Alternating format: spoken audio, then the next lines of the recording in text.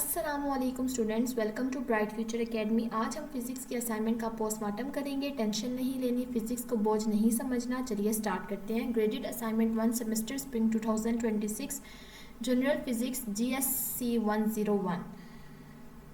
सबसे पहले उन ज़रूरी बातों पर नज़र डालते हैं जो अक्सर स्टूडेंट मिस कर देते हैं। ये असाइनमेंट पहले 10 लेक्चर्स की समरी है। फर्स्ट 10 लेक्चर्स आपको प्रिपेयर्ड होंगे, आप उनको अंडरस्टैंड करेंगे, अच्छे तरीके से लेक्चर्स को सुनेंगे, उसके बाद आप ये असाइनमेंट बनाएंगे तो आपसे बनेगी। Upload assignment as MS word file through LMS।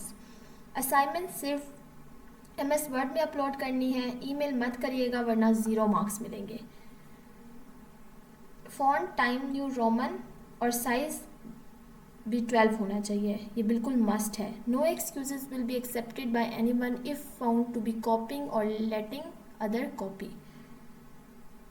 Copy paste से बचें वरना नो एक्सक्यूज वाला सीन हो जाएगा। आते हैं पहले क्वेश्चन पर। इस ग्राफ को देखें जो पॉइंट A से D तक का सफ़र दिखा रहा है। सेक्शन AB, यहाँ वेलोसिटी बढ़ रही है, इसका मतलब बॉडी यूनिफॉर्म एक्सेलरेशन में है। B to C लाइन सीधी है, हॉरिजेंटल है, मतलब वेलोसिटी 20 मीटर पर सेकंड पर रुक गई है, इससे हम यूनिफॉर्म वेलोसिटी कहते हैं। Section C to D brake लग गई, वेलोसिटी कम हो रही है, यानी ये यूनिफॉर्म रिटार्डेशन है। Describe the state of motion in sections A to B, B to C and C to D।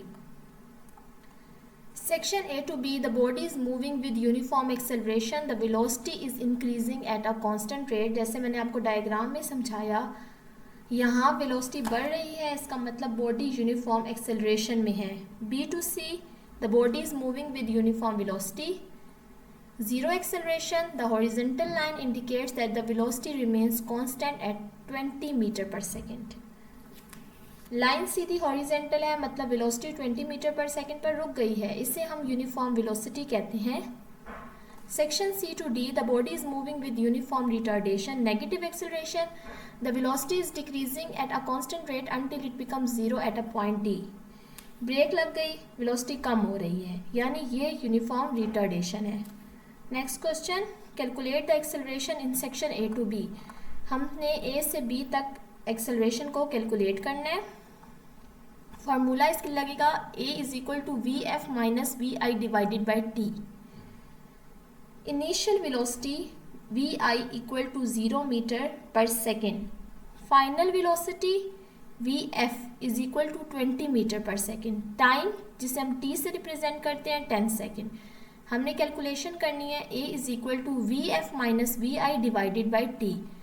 20 VF है और माइनस VI 0 डिवाइडेड बाई 10, इसको आप कैलकुलेट करेंगे। 20 डिवाइडेड बाई 10, 10 मल्टीप्लाई 2, 10 2 से 20, तो 2 मीटर पर सेकेंड स्क्वायर इसका result आ जाएगा। बी पार्ट है, a car start from rest and accelerates uniformly at 2 metre per second square and 100 seconds. Calculate final velocity and a total distance traveled. Give the distance in meter in scientific notation and in kilometers. Final velocity के formula है VF is equal to VI plus AT। VF is equal to VI जिसकी value 0 है plus VF2 2 multiply 100 क्योंकि time T है, इसको आप multiply करेंगे 200 metre per second आ जाएगा। टोटल डिस्टेंस इसको S से रिप्रेजेंट करते हैं, S is equal to VIT plus 0.58T square. Multiply करेंगे, S की वैल्यू आ जाएगी 10,000 metre. Scientific notation 1.0 multiply 10 power 4 metre, kilometres 10 kilometre. Question number 2,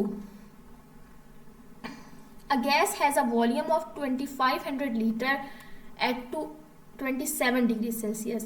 When heated at constant pressure, the volume becomes 7.5 meter cube. Find the final temperature in Kelvin and degrees Celsius. Also explain briefly why temperature cannot go below minus 270 degree to 73 degree Celsius. Initial volume V1 2500 litre है, 2500 litre को metre cube में convert करें तो 2.5 metre cube आता है।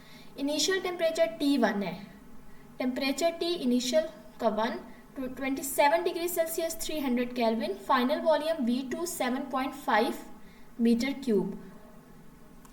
Calculation करनी है VI divided by T1, ये चार्ल्स लॉ है, Charles law V1 divided by T1 equal to V2 divided by T2 से जब हम सॉल्व करेंगे तो T2 आएगा 900K, T2 is equal to V2 multiply T1 divided by V1, V2 की value लिखी मल्टीप्लाई T1 की वैल्यू लिखी डिवाइडेड बाय V1 की वैल्यू लिखी।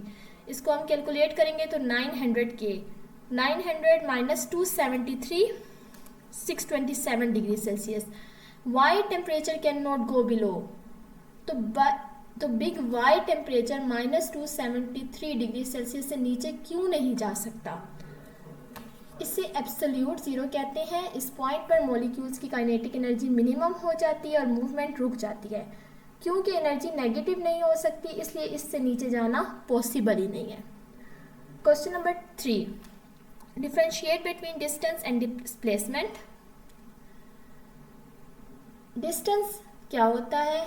ये रास्ते की टोटल लंबाई है जिसे हम स्केलर क्वांटिटी कहते हैं, और displacement start to end point के दरमियान शॉर्टेस्ट सीधा रास्ता जिसे वेक्टर क्वांटिटी कहते हैं।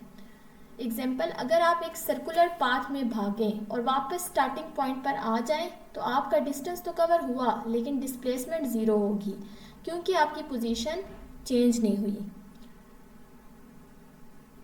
तो स्टूडेंट्स, ये था हमारा मज़ेदार सा सॉल्यूशन। हर पॉइंट को ध्यान से लिखिएगा ताकि मार्क्स ना कटें। अगर वीडियो पसंद आई तो ब्राइट फ्यूचर एकेडमी को सब्सक्राइब करें। मिलते हैं अगली वीडियो में, तब तक के लिए अल्लाह हाफिज़।